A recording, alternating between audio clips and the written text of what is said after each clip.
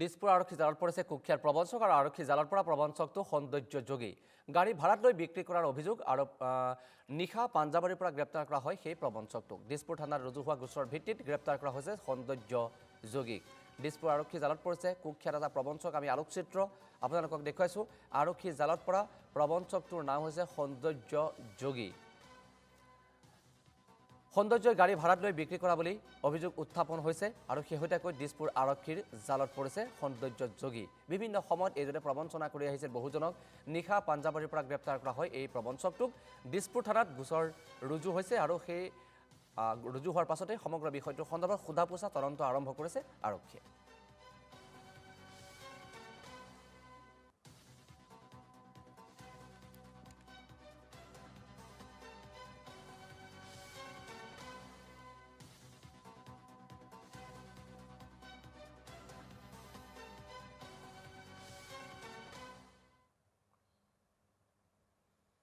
অৱশেষত আৰক্ষী জালত মালিগাঁও হত্যাকাণ্ডৰ অপৰাধী চিনাক্ত হ'ল মালিগাঁৱত ৰক্তাক্ত অৱস্থাত উদ্ধাৰ হোৱা মৃতদেহটো আৰু মৃতদেহটো জনৈক ইন্দ্ৰ চাংমাৰ বুলি জানিবলৈ দিছে আৰক্ষীয়ে দুজন যুৱকে মিলি হত্যা কৰিছিল ইন্দ্ৰ চাংমাক মালিক আটকাধীন সুনীল মাৰাক আৰু বিকাশ মাৰাক আছিল ইন্দ্ৰৰ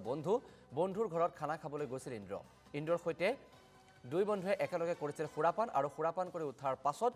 আৰু সুৰা বিচাৰিছিল ইন্দ্ৰই ইয়াৰ পাছতেই দুই বন্ধুৰ সৈতে আৰম্ভ হয় ইন্দ্ৰৰ কাজিয়া আৰু কাজিয়াত ইন্দ্ৰক গুৰুলকৈ প্ৰহাৰ কৰে দুই বন্ধুৱে এবাৰ ঠেলা মাৰি দিয়াত শিৰত খুন্দা খাই মুখ আৰু মূৰৰ পৰা ওলাই আহে তেজ দুই বন্ধুৱে মিলি ইন্দ্ৰৰ মৃতদেহ বস্তাত ভৰাই অটত উঠাই পাহাৰৰ ওপৰলৈ লৈ যায় আৰু নিজৰ দুখ ঢাকিবলৈ পাহাৰৰ পৰা মৃতদেহটো পেলাই দিয়ে সম্প্ৰতি দুই হত্যাকাৰীক জালুকবাৰীত ৰখা হৈছে জানিব পৰা মতে দুই বন্ধু আৰু ইন্দ্ৰ অটো চালক সোমবাৰে নিশা কালাপানী গাৰোবস্তিত উদ্ধাৰ হৈছিল এই মৃতদেহ